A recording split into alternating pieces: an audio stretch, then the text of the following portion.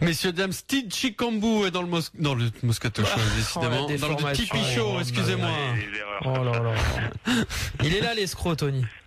Ça va, Steve? Tony P, what's up? Bon, comment tu te sens alors? Grosse victoire avec Chalon la semaine des As, là. Ouais, grosse victoire. Je me sens très très bien, tu vois, c'est le premier trophée du championnat, donc on a gagné ce premier trophée, on avait à cœur de le gagner parce que l'année dernière on avait perdu en finale contre eux et comme dit mon coéquipier Nicolas Lang, l'année dernière on était des dauphins et cette année on est des requins. Non mais je vois que vous êtes chaud là, j'ai vu une petite phrase de Blake Shield qui disait que vous avez vachement faim cette année. C'est quoi la différence cette année avec l'équipe par rapport à l'année dernière? Bon, en fait l'année dernière on était une équipe très très jeune. Et sur les gros moments, on n'arrivait pas à jouer notre basket. Et là, on a progressé, les jeunes ont progressé. Je parle de Geoffrey Lauvergne et Nicolas Lang et Aboudou, qui nous apportent beaucoup.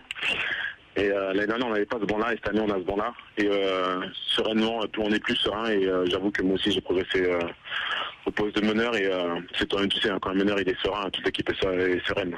Ah, c'est clair, hein. Bah, j'ai vu que tu as fait un gros match, tu étais MVP de la finale, tu as fait un gros match en finale. Tu t'es senti comment dans cette finale? Parce que je pense que c'est quand même, on peut dire, le meilleur match de ta saison, enfin un de tes meilleurs matchs de ta saison.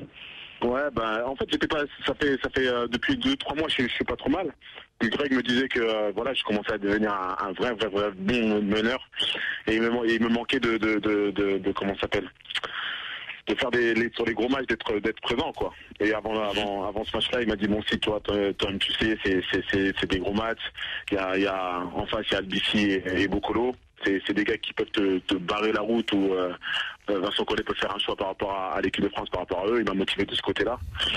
J'étais très motivé et voilà, tu sais, c'est une finale et les finales, faut pas jamais passer à côté. Steve Chikambu, invité du Tipeee Show. Juste pour rappeler à nos auditeurs, meneur de jeu de Chalon qui vient de gagner la semaine des As. Tipeee, il y a juste un truc, moi je le connais pas, Steve. François le connaît, toi tu connais très bien. Mais c'est trop sérieux là. Il est toujours aussi speed que ça quand il parle, Steve, Tipeee.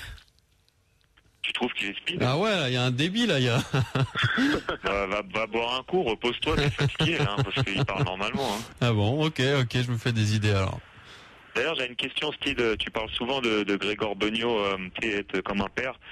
Moi, c'est un peu comme ça aussi avec Saint-Antonio, avec Popovic. Tu peux expliquer un peu à nos auditeurs comment c'est un grand coach et peut-être un des meilleurs coachs de l'histoire de la France? Eh ben, tu sais, moi j'ai eu plusieurs coachs et tous les coachs que j'ai vus, il y avait un peu cette relation-là entre père et fils. Et là, c'est vrai que cette année avec Greg Beugnot, depuis l'année dernière, c'est une très très grosse relation. On a eu des hauts comme des bas. Toi-même, tu sais, il y a des jours tu t'engueules avec ton père, il y a des jours que tu te réconcilies. Et lui, je pense qu'il s'est amené au meilleur niveau le joueur au niveau mental. Et au niveau sur le basket, tu vois ce que je veux dire? C'est-à-dire tu penses que c'est le meilleur coach que tu as eu au niveau de la motivation, alors pour motiver un groupe? Ah ouais, bah franchement, ouais. J'ai eu Herman Hunter. Herman Hunter, c'est plutôt des... quand je dis des menaces, hein, je dirais il te menace, c'est-à-dire, c'est du style, il dit, il y a un autre joueur qui va arriver, lui te motive de ce côté-là. Mais Greg Beugnot, c'est vraiment... Il t'emmène sur des points où toi, ça te touche et t'es obligé de réagir. J'ai une image de l'année dernière, où on a fait une réunion dans les vestiaires avant la finale de la Coupe de France. Franchement, j'ai jamais ressenti ça dans le basket, même dans ma vie. Hein. On a fait une réunion, et là, il a touché toute l'équipe, mais il y a eu des pleurs et tout. Hein. C'était vraiment... Il a eu aux yeux, je me rappelle, tu m'avais raconté. Ouais, il a vraiment touché l'équipe, et là, quand un coach te touche comme ça, t'as envie d'aller à la guerre avec lui, et on avait les crocs, quoi. Et vraiment, ça, j'ai jamais connu ça, j'ai jamais connu du coaching comme ça. Et donc vous avez gagné la Coupe de France l'année dernière, la semaine des As cette année. Donc maintenant il reste plus que le championnat, là c'est le gros objectif cette année. Gravelines ils sont forts aussi, vous êtes premier ex-aequo, mais tu penses que c'est possible, c'est le prochain objectif? Ouais, c'est le prochain objectif. D'abord là, tu vois, on est encore en lice pour la Coupe d'Europe. Là, on a un match dès demain qui va nous qualifier peut-être pour les huitièmes de finale. Donc c'est aussi la Coupe d'Europe. Mais nous, on veut jouer sur tous les tableaux. Greg l'a dit. Donc il y a la Coupe d'Europe, il y a la Coupe de France et il y a le championnat. Et je pense que le championnat, ça vient plus tard, mais on a de grandes chances d'être. Vous allez jouer tous les tableaux? On va jouer tous les tableaux, même si on a un effectif réduit par rapport à d'autres équipes. Donc on va jouer sur tous les tableaux. Pour expliquer à nos auditeurs, vous faites la 3e Coupe d'Europe, vous, hein? Ouais, on fait la 3e Coupe d'Europe. Ok. Et donc là, vous avez encore un match, et si vous gagnez, vous êtes qualifié pour les 8e? Exactement, c'est ça. Ouais. Mais bon, c'est l'équipe où il y avait Beşiktaş, où Leroy Williams il a joué. Donc tu vois, il y a des grosses équipes avec des gros budgets. Et il y a encore des joueurs NBA qui jouent encore au Beşiktaş. Donc ouais, c'est une bonne petite compétition à relever, quoi. Steve Chicambou et Tony Parker en direct dans le Tipeee Show. Vous pouvez intervenir au 32-16. On est avec Laurent. Bonsoir Laurent. Bonsoir messieurs, bonsoir Pierre, bonsoir Tipeee, bonsoir Speed. Ou je devrais dire plutôt, mais bon il l'a déjà dit, mais je devrais dire l'escroc, mais bon ça maintenant ça commence à lui courir. Je pense que tu dois remercier Monclar pour ce surnom maintenant. Mais en tout cas félicitations déjà pour ce que tu as fait aussi au niveau des championnats d'Europe, parce que t'as été une pièce essentielle dans le Lyon et ça c'était important aussi pour un entraîneur d'avoir un joueur comme toi. Merci. Voilà, donc ça c'était alors ma question en fait elle vient après juste un petit rappel.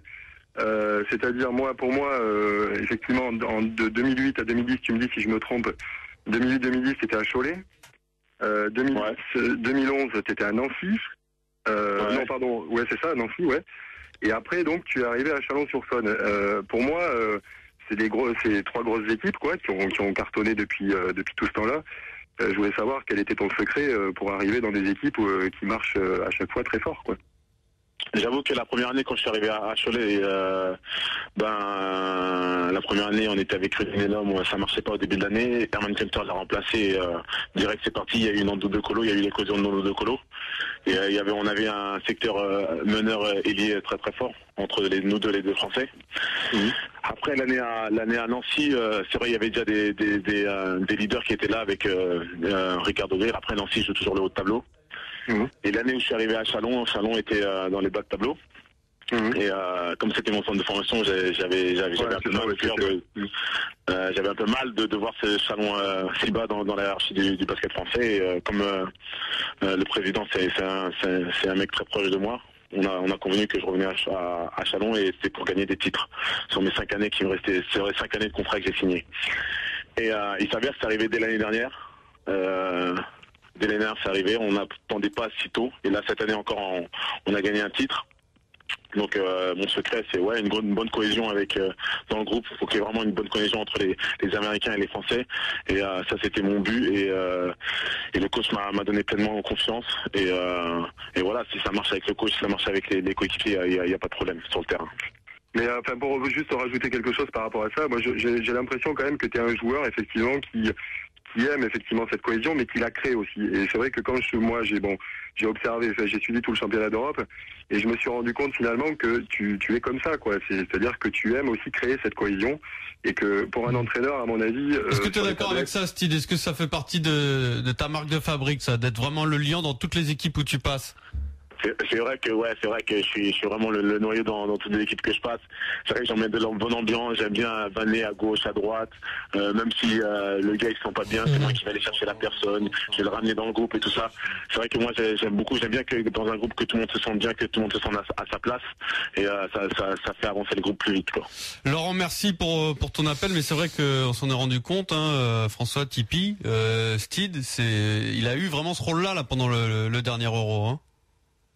Non, c'est vrai que Steve il a toujours un rôle important dans chaque équipe où il a été, et pour nous avec l'équipe de France il avait un rôle important dans le sens où il mettait l'ambiance et il faisait rigoler tout le monde dans le bus et il était toujours là à nous encourager, à être motivé. Et c'est vrai que des fois ces joueurs-là t'as du mal à les faire rester dans la compétition, et Steve il était toujours là, être sûr que tout le monde soit là, et même le 12e, 11e ou 10e homme être toujours motivé. Et je pense que c'est ce qui a fait la différence cette année, et pourquoi on a eu un gros résultat avec l'équipe de France, c'est parce qu'il y avait des joueurs comme Steve. Steve me l'a raconté pendant l'Euro, mais est-ce qu'il peut peut-être re-raconter cette histoire, Steve, la mi-temps du quart de finale France-Grèce, quand tu prends vraiment à partie presque par le col sur le parquet en sortant des vestiaires, Tony, pour lui dire qu'il va falloir se réveiller parce qu'on est mal barré.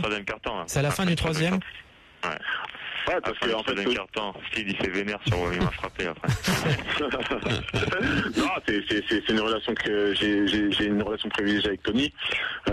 C'est qu'à chaque fois après les matchs, après tous les soirs, j'allais dans sa chambre ou je venais dans ma chambre et il me disait putain Steve, c'est mon année et tout ça cette année, faut pas que je l'ouvre, faut pas que je me l'ouvre, je suis bien là, je suis bien, j'ai préparé, j'ai fait ma préparation, on a fini tout avec les Spurs, là j'ai les jambes et tout. Je dis ok Tony, il me raconte tout ça à chaque nuit, à chaque soir il venait, non mais là ça va être chaud. Je dis ok. Et là on est en quart de finale et là je reconnais pas Tony. Je reconnais vraiment pas mon Tony, des finales, tout ça. Et ça me faisait chier, ça me faisait vraiment chier pour lui, tu vois. Et là je vais le voir, je lui dis Tony, c'est impossible, tu peux pas jouer comme ça, t'es l'un des meilleurs meneurs du monde et tu vas nous montrer cette merde là.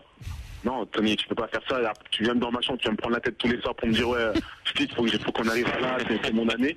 Et aujourd'hui, tu vas continuer la tapette comme ça. Non, Tony, il y a pas moyen. Non, regarde, il m'a dit, ok, t'inquiète. Il est reparti. Et voilà. Après, je sais pas. Moi, c'est vrai que j'ai une relation privilégiée avec Tony. Et je sais pas s'il y a beaucoup de monde qui peuvent dire ça, des choses comme ça à Tony. Je pense qu'il y a Boris Dio. Parce que c'est un ami d'enfance et tout, c'est un ami d'enfance, on va dire ça comme ça. Et moi Tony, voilà, moi je suis là pour booster les gars et moi je suis là moi de toute façon je dis toujours les vérités à chaque personne. Hein. Non mais voilà, c'est vrai que sur ce moment-là, pour expliquer aux auditeurs, c'est vrai que moi et Steve on a une relation privilégiée et c'est vrai que ce qu'il m'a dit, c'est grâce à ça qu'après au quatrième quart-temps ça m'a redonné une motivation parce que je voulais pas décevoir lui et mes coéquipiers par rapport à toute la compétition qu'on avait faite, donc c'est vrai qu'il a été important à ce moment-là. Ouais, tu mets 10 points dans le quatrième, hein, si je me souviens bien derrière. Ouais. Ouais, mais de toute façon les gros joueurs, faut savoir les piquer. Quand tu sais les piquer, ils vont répondre direct. Steve Chikambu qui a piqué l'orgueil de Tony Parker. Tu m'as fait une Grégor Beugnot quoi. Voilà, tellement Grégor il me le fait, moi j'ai dit bon vas-y Tony, moi aussi je vais te la mettre, tiens. Tiens, Steve, Lila appelle au 32-16, Lila, supportrice des Spurs, qui voulait te parler. Bonsoir Lila. Bonsoir l'équipe, bonsoir Tony. En fait, j'aurais une question pour Steve. Alors, est-ce que cette victoire te donne davantage confiance pour la suite avec l'équipe de France ? Là, franchement, je peux pas t'en parler là maintenant avec l'équipe de France. D'abord, il y a la saison qui va se terminer avec Chalon. Après, d'accord. Après, moi, je suis pas le coach. Le coach prendra ses décisions.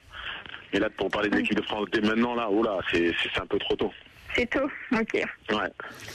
Bon, on prend quand même rendez-vous, hein, Steve, hein, puisque manifestement, t'es un lion dans cette équipe, donc toi aussi, tu vas te battre pour avoir ta place au JO. Merci Lila pour ton appel. De rien. En tout cas, pour répondre à Lila, c'est vrai que l'équipe de France, ça va être chaud cette année, parce que tout le monde fait une grosse saison, et Vincent Collet, il va vraiment avoir des choix difficiles à faire, mais c'est un mal pour un bien. Tant mieux pour l'équipe de France, et tant mieux pour tout le monde, parce que justement, plus notre équipe elle est forte, plus on aura des chances d'avoir une médaille au JO.